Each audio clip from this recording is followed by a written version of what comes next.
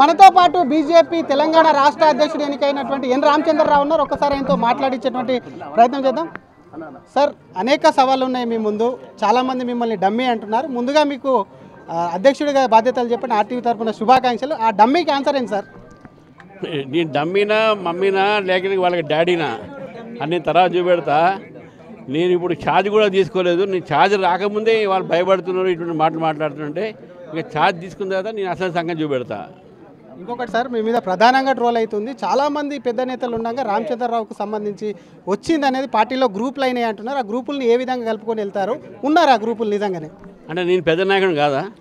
40 ఏళ్ళ నుంచి పనిచేస్తున్నా. ఒకసారి ఎమ్మెల్సీ ఉన్నా, ఎంపీ పోటీ చేసినా, ఎమ్మెల్యే పోటీ చేసినా. నేను ఎందుకు పెద్ద నాయకుడు కాదు? నేను పెద్ద నాయకుడు. అట్లేం ఉండదండి. పార్టీలో ఒక్కడికే అధికారము మనకు ఏదైతే పోస్ట్ ఉందో ఇస్తారు.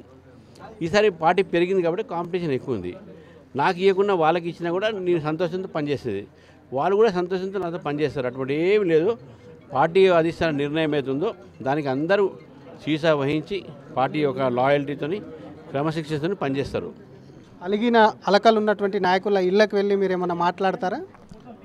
నేను ఇలా పోతా కాదు, సంబంధం లేదు. వాళ్ళ ఫ్రెండ్స్ నాకు చాలా క్లోజ్గా ఉంటారు.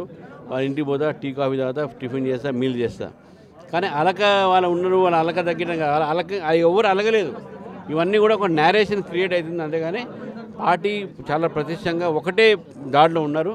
అందరి ఆలోచన ఒకటే ఉంది. సార్, మీ ముందు 2 సవాళ్ళు ఉన్నాయి. ఒకటి ఉప ఎన్నిక, మరొకటి లోకల్ బాడీ ఎలక్షన్కు. ఏ విధంగా ముందుకు వెళ్తారు? ఇప్పుడు ఉప ఎన్నికలు అయితే రేపు నేను ఛార్జ్ తీసుకున్న తర్వాత మా స్టేట్ లీడర్సు కిషన్ రెడ్డి గారు, అదేవిధంగా ఇంకా వారి పార్లమెంట్లో వస్తుంది కాబట్టి అందరం కూర్చొని దానిపై నిర్ణయం తీసుకుంటాం. ఎట్లా చేయాలి ఏంది అనేది దాని అప్పుడు ఉంటుంది. కానీ ఇప్పుడు లోకల్ బాడీ ఎలక్షన్స్ ఏదైతే ఉన్నాయో ఆ లోకల్ బాడీ ఎలక్షన్స్లో కూడా మేము ఆల్రెడీ మాకు 40 లక్షల మెంబర్షిప్ ఉంది. మాకు మన బూత్ కమిటీస్ కూడా దాదాపు ప్రతి గ్రామంలో బూత్ కమిటీస్ అయినాయి. కాబట్టి ఇవన్నీ దృష్టిలో పెట్టుకొని నేను ఈ యొక్క పార్టీని కలిసి సమిష్ట నాయకత్వంతో ఈ రాబోయేటటువంటి ఒక లోకల్ బాడీస్లో అత్యధిక సీట్లు ఫస్ట్ టైం బీజేపీ ఇంతకుముందు ఏదో మామూలు చేసేది, కానీ ఫస్ట్ టైం ఎందుకంటే మా ఓటు శాతం పెరిగింది. పార్లమెంట్లో పెరిగింది, అంతకుముందు అసెంబ్లీలో పెరిగింది, అంతకుముందు మన ఎమ్మెల్సీ ఎలక్షన్స్ పెరిగినాయి. మాకు 3 ఎమ్మెల్సీలు మేము గెలిచాము, 8 ఎంపీలు గెలిచినాము, 8 ఎమ్మెల్యేలు గెలిచినాము, దాదాపు 40 సీట్ల సెకండ్ ప్లేస్ మేము వచ్చినాము. కాబట్టి ఇవన్నీ దృష్టిలో పెట్టుకొని మేము దాదాపు అన్ని ఒక పోటీ అన్ని వార్డు మెంబర్స్తోని మొదలు పెడితే జెడ్పీటీ దాకా పోటీ చేస్తాము. ఒక మంచి రిజల్ట్ తీసుకొస్తామని చెప్పి నాకు నమ్మకం ఉంది. మెతక మనిషి రామచంద్రరావు అంటే పార్టీని హ్యాండిల్ చేయలేడా అని చెప్పి కూడా కొంత చర్చించుకుంటున్నారు. వాటిని కూడా రాజకీయంగా విశ్లేషకులు కూడా చెప్తున్నటువంటి పరిస్థితి. రామచంద్రరావు నిజంగా మెతకనా? నేను ఛార్జ్ తీసుకున్న తర్వాత నేను మెతకనా లేకుండా ఎట్లా పిస్తే అది చూస్తారు. ఎప్పుడు ఛార్జ్ తీసుకోబోతున్నారు సార్? ఈ 4-5 రోజులు కిషన్ రెడ్డి గారు వారు మినిస్టర్ కాబట్టి వారి అవైలబిలిటీ బట్టి వారిని టైం అడిగి తీసుకుంటాం. 1 వీక్ 10 డేస్ తీసుకుంటాం. మీరు మొన్న మార్చిన స్టైల్లో ఒక్క డైలాగ్ సార్. మొన్న మీ స్పీచ్ మారింది, రామచంద్ర అన్న హావభావాలు మారినాయని చర్చ జరుగుతుంది. నేను అసలు రూపం నాది అదే, నేను మారలే, అసలు రూపం అది. కార్యకర్తలకు ఏం చెప్తారు సార్ మీ ఎన్నిక ద్వారా? కార్యకర్తలకు ఏం చెప్తారు? ఎందుకంటే 40 ఏళ్ళు కష్టపడ్డాక మీకు వచ్చింది.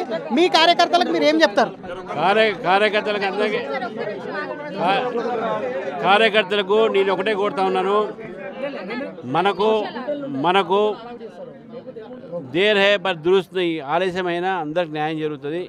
ఎవ్వరు నిరాశపడే అవసరం లేదు. కష్టపడ్డ ప్రతి కార్యకర్తకు న్యాయం జరుగుతుంది. మన పార్టీలో ప్రతి ఒక్కరిని కూడా మేము గుర్తిస్తాము.